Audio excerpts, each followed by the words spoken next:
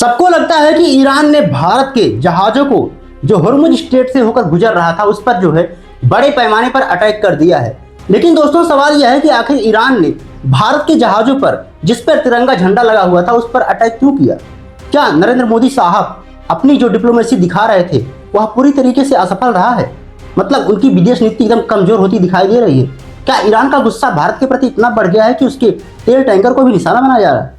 आइए देखते हैं कि आखिर पूरा मामला क्या है और समझते हैं कि आखिर नरेंद्र मोदी साहब कहां पर असफल हो रहे हैं। जैसा कि दोस्तों यह दावा किया जा रहा है कि ईरान ने बड़े पैमाने पर स्ट्रेट ऑफ हुर्मुज पर ब्लॉकेज कर रखा है और वहां से गुजरने वाले किसी भी शिप को नहीं रोका गया। जैसा कि दोस्तों यह दावा किया जा रहा है कि ईरान ने बड़े पैमाने पर स्ट्रेट ऑफ हुर्मुज से जो भी जहाज भारत के गुजर रहे थे उस पर बड़े पैमाने पर अटैक किया था। हालांकि सच्चाई यह है कि आखिर यह अटैक क्यों हुआ था। इसके अलावा जिस प्रकार से ट्रंप यह बार बार धमकी दे रहे थे कि भाई साहब हम यहाँ से किसी भी शिप को गुजरने नहीं देंगे, तो क्या अमेरिका का हाथ इसमें हो सकता था? क्या ईरान को एक तरफ भारत के साथ रिश्ते कमजोर करने की ऐसी कोई साजिश है क्या? आइए देखते हैं। जैसा कि ट्रंप ने यह धमकी दिया था कि भाई साहब हम स्ट्रेट ऑफ हुर्मुज से उन्हीं जहाजों को गुजरने देंगे, अगर हमारा जहाज जो है नहीं गुजरने दिया जाएगा तो हम कोई भी जहाज मतलब नहीं गुजरने देंगे। और यह धमकी जो है डोनाल्ड ट्रंप के द्वारा दिया गया था। लेकिन इस प्रकार का दबाव अमेरिका ने ईरान पर कैसे बनाया? और जब ईरान बड़े पैमाने पर जो है वहां पर स्ट्रेट ऑफ हुर्मुज को लगभग 10-12 घंटे के लिए खोल रखा था, तो आखिर अचानक जो है ईरान ने इसे बंद क्यों कर दिया?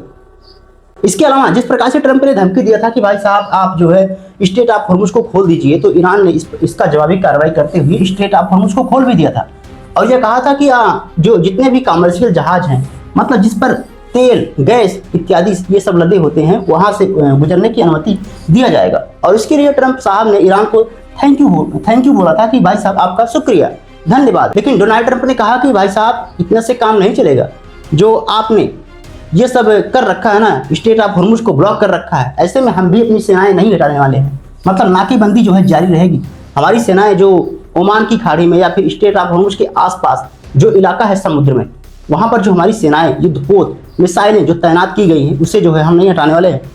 और इसी बात को लेकर ईरान को जब गुस्सा आया तो ईरान ने धमकी भरे अंदाज में यह कहा कि हम भाई साहब दोबारा जो है स्ट्रेट ऑफ हुर्मुज को ब्लॉक कर देंगे, इसकी टेंशन मत लीजिए आप।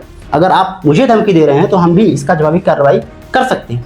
और यही हुआ कि ईरान जो है बड़े पैमाने पर वहां पर अपनी सेनाएं और बढ़ा दी और स्ट्रेट ऑफ हुर्मुज को पूरी तरीके से फिर से दोबारा ब्लॉक कर दिया।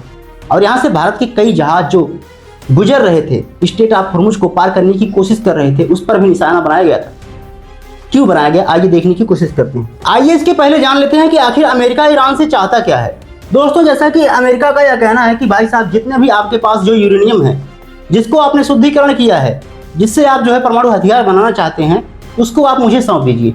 लेकिन ईरान ने यह साबित कर दिया, यह धमकी भरे अंदाज में कहा कि ऐसा कुछ नहीं होने वाला है। जो आप सोच रहे हैं एनरिच यूरेनियम जो है ईरान को सौंप दिया जाए, वह ऐसा नहीं होने वाला है। मतलब हम जो है परमाणु हथियार बनाकर रहेंगे। और ट्रंप साहब को जब गुस्सा आया तो इनको बहुत ज़्यादा झटका लगा, क्योंकि ट्रंप के द्वारा जितने भी बयानबाजी किया गया था, जितने भी दावे किए गए थे ईरान को लेकर, वह सभी जो है ईरान ने झूठा साबित कर दिया कि आप झूठ बोल रहे हैं, हम यूरेनियम जो है आपको नहीं सौंपने वाले हैं। स्ट्रेट ऑफ हुर्मुज पर ब्लॉकेज अभी भी जारी रहेगा, हमारी भी सेनाएं वहां पर मौजूद रहेंगी। अभी इतना है दोस्तों, जब ईरान ने बड़े पैमाने पर जो कब्जा करके वहां पर रखा था स्ट्रेट ऑफ हुर्मुज को, जब उसने दोबारा खोला तो लगभग तेल के दाम में 13% की गिरावट आई।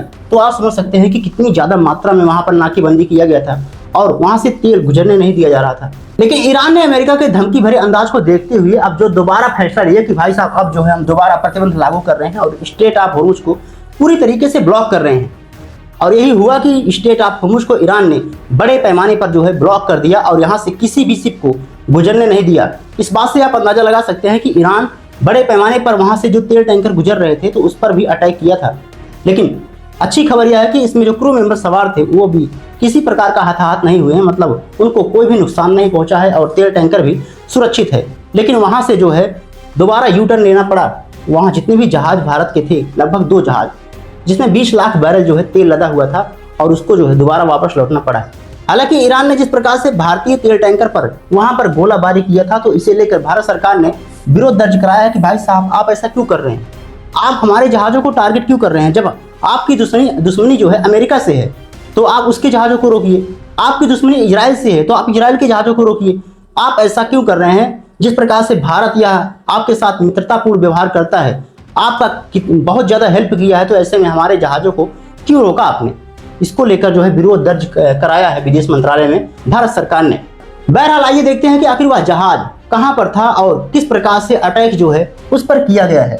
दोस्तों, जैसा कि आपको शायद पता होगा कि जब यह स्ट्रेट ऑफ हॉर्मुज है और यहाँ से गुजरने वाले किसी भी शिप को जो है नहीं गुजरने दिया गया था, और यहाँ से दुनिया भर में लगभग 20% कच्चे तेल का एक्सपोर्ट होता है। लेकिन जब से यह ब्लॉक किया गया है ईरान के द्वारा, जब से यह ब्लॉक किया गया है अमेरिका के द्वारा, तो यह पूरी तरीके से यहाँ की वैश्विक अर्थव्यवस्था पूरी तरीके से ठप हो गई है, क्योंकि तेल संसाधन दुनिया भर में उपलब्ध नहीं हो पा रहा है।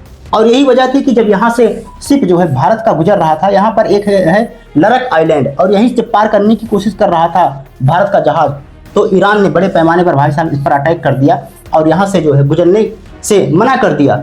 और इसका नतीजा यह हुआ कि जो जहाज था उसको यू टर्न लेना पड़ा, मतलब उसे वापस लौटना पड़ा उसमें, जबकि यह तेल जो है इराक से आ रहा था और इराक जो है यहाँ पर है, यहाँ से तेल टैंकर जो है आ रहा था भारत का, और यही पार कर लेता तो यहाँ मुंबई बंदरगाह पर पहुँच कर अपना तेल दे देता। लेकिन हो गया इसका उल्टा, क्योंकि जिसमें 20 लाख बैरल तेल लदा हुआ था, IRGC ने यह दावा किया कि भाई साहब IRGC के जितने भी मेंबर थे, मतलब सेनाएं थी, उसने जो है बड़े पैमाने पर भारत के जहाज़ों को टारगेट किया, भारत के जहाज़ों को आने से रोका, और इसको लेकर जो भारत सरकार ने विरोध भी जताया था कि आप ऐसा क्यों किया।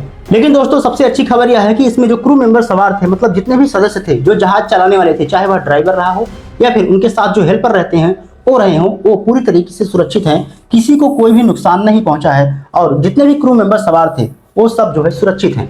और यह जो है न्यूज़ जो है तेहरान ने बताया है कि भारत के जहाज़ों पर ईरान ने बड़े पैमाने पर अटैक किया था। इतना ही नहीं दोस्तों, यह बताया जा रहा है कि यह जहाज लगभग भारत के 2 जहाज थे और हॉर्मुज पार करने की कोशिश कर रहे थे। दोनों जहाज़ों पर जो है भारतीय तिरंगा झंडा लगा हुआ था, लेकिन IRGC ने फिर भी इसे रोका और भारत के जहाज़ों को फिर से यू टर्न लेना पड़ा, और इस पर गोलाबारी भी हुई थी।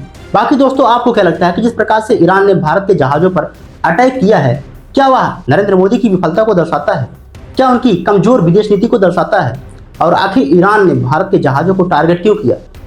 आखिर तेल टैंकर को क्यों रोका गया? कमेंट बॉक्स में फिर जरूर बताइएगा। मिलते हैं अगली वीडियो में, तब तक के लिए जय हिंद, जय भारत।